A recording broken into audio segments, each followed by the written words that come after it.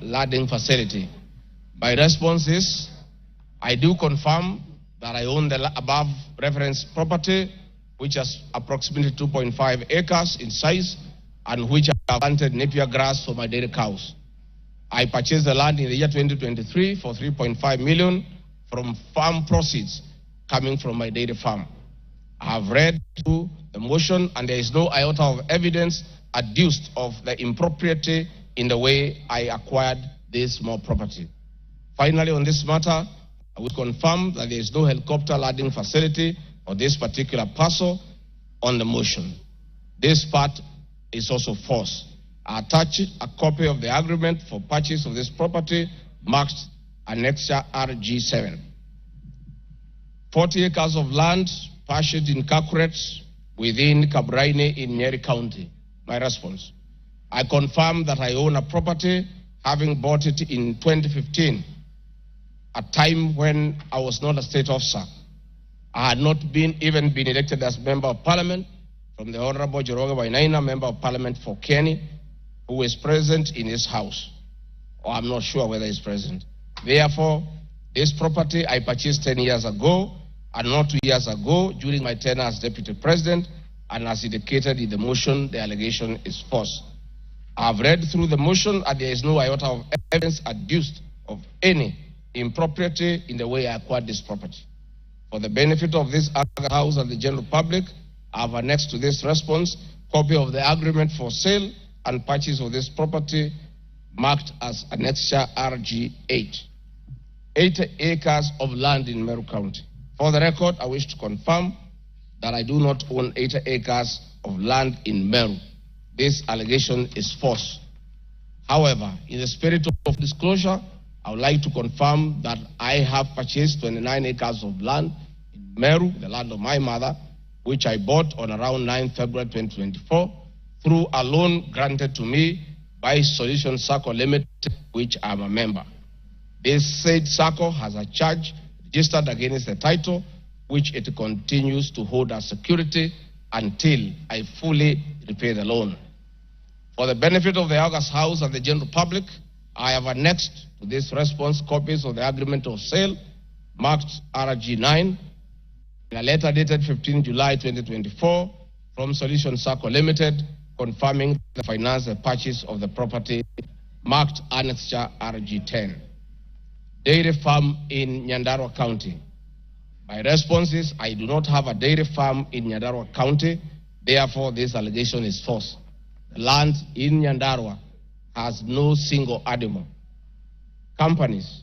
The motion alleges there are 22 companies owned by my family members and which have been used to massively launder money and conceal proceeds of crime, corruption, and benefit from influence peddling.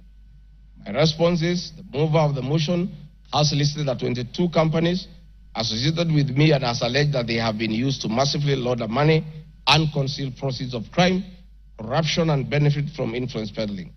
I've carefully gone through the motion and I have not seen any evidence to support or prove the allegations therein. It is not clear to me how to respond without having seen any evidence incriminating the companies.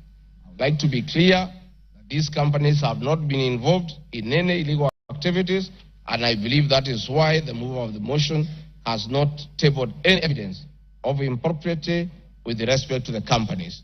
It does appear to me that the mover of the motion was so meticulous to get all the companies associated with me and my family, and I believe that he also had evidence of illegalities committed by the companies, he would have shared or tabled that for the record. However, it is not possible to get evidence of illegality where there is none. Having said the above, allow me just to mention a few companies because there are many.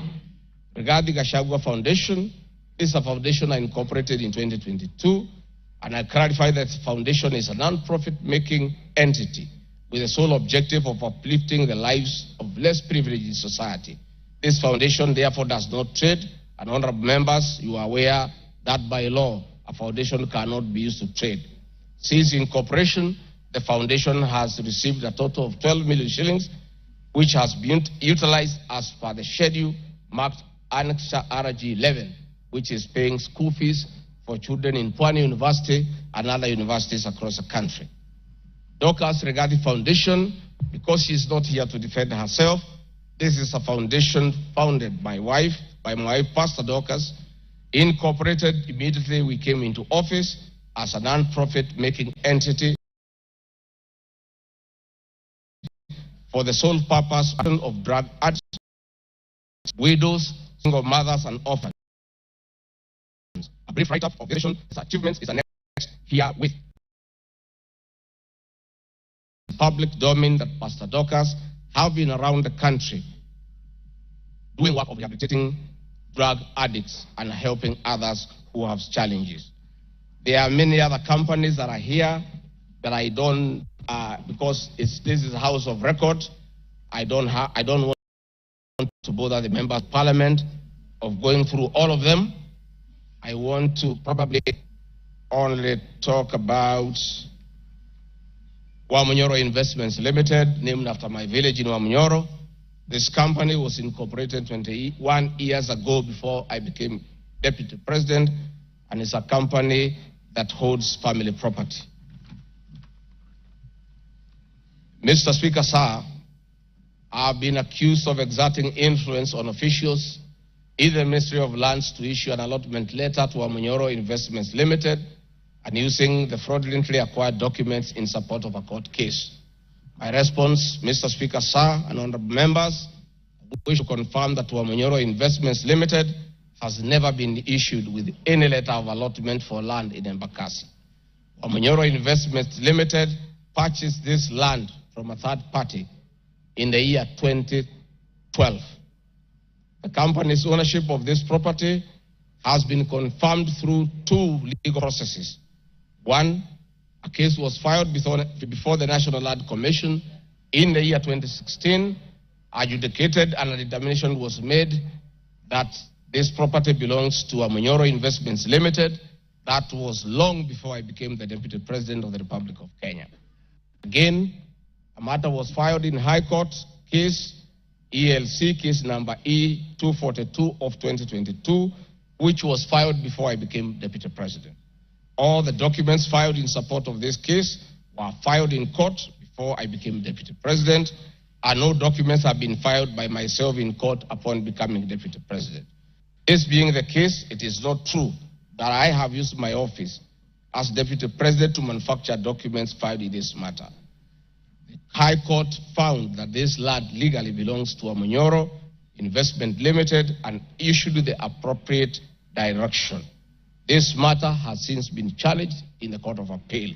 I invite the honorable member who may want to be enjoined in this case to have the liberty to do so. Mr. Speaker, sir, I have been accused in the irregular procurement of mosquito nets at a cost of 3.7 billion. In response to paragraph 45 of ground 7 at page 23 and 42, paragraph 78 and ground 11 and page 36, 37 or 42 of the impeachment